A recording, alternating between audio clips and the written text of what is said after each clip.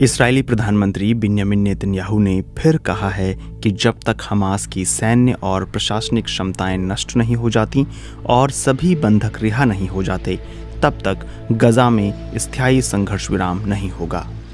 Netanyahu का ये बयान अमेरिकी राष्ट्रपति जो बाइडेन की उस घोषणा के बाद आया है जिसमें उन्होंने कहा था कि स्थायी संघर्ष विराम तक पहुंचने के मकसद से इस्राएल ने 3 चरणों वाली योजना हमास को प्रस्तावित की है।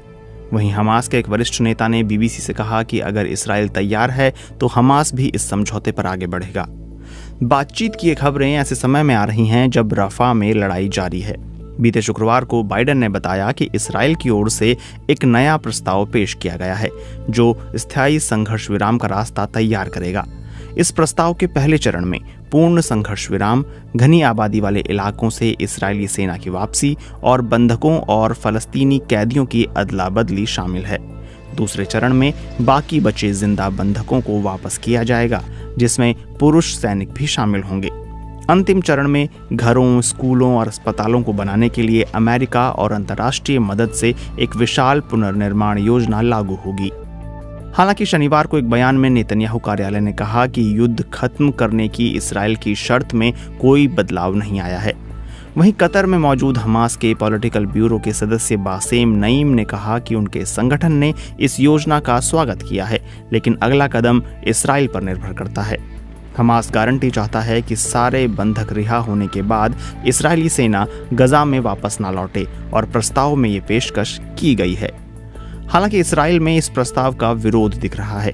इसमें नेतन्याहू सरकार के गठबंधन के धुर दक्षिणपंथी सदस्य शामिल हैं, जिन्होंने इससे पहले भी धमकी दी थी कि बिना हमास को पूरी तरह नष्ट किए किसी भी समझौते की स्थिति में वो सरकार से अपना समर्थन वापस ले लेगी। इसकी वजह से नेतन्याहू सरकार गिर सकती थी। इनमें 2 धुर दक्षिणपंथी मंत्रियों ने संघर्ष विराम समझौते के खिलाफ विरोध की चेतावनी जारी की है। राष्ट्रीय सुरक्षा मंत्री इतामार बेन ग्वीर और वित्त मंत्री बेजालेल स्मोट्रिच ने कहा है कि जब तक हमास का पूरी तरह नाश नहीं हो जाता, वे किसी भी समझौते का विरोध करेंगे। लेकिन इस्राएल के सबसे प्रभावशाली विपक्षी नेता याइर लापिड ने संघर्ष विराम समझौते पर नेतन्याहू का साथ देने का वादा किया है। सोशल मीडिया पर एक पोस्ट में लापिड ने लिखा कि राष्ट्रीय सुरक्षा मंत्री इतामार बेन ग्वीर और वित्त मंत्री बेजालेल स्मोट्रिच जैसे धुर दक्षिणपंथी सहयोगी अगर सरकार छोड़ते हैं तो बंधक समझौते के लिए हमारा समर्थन सरकार को रहेगा। हाल के हफ्तों में इस्राएल ने रफा में हमले तेज किए हैं और मिस्र से सटे पूरे बॉर्डर का संचालन नियंत्रण अपने हाथ में ले लिया है। रफा क्रॉसिंग को फिर से खोलने पर भी बैठक हो रही है। मई की शुरुआत में जब से बॉर्डर बंद हुआ है, राहत सामग्री का गजा में प्रवेश बाधित हो गया है।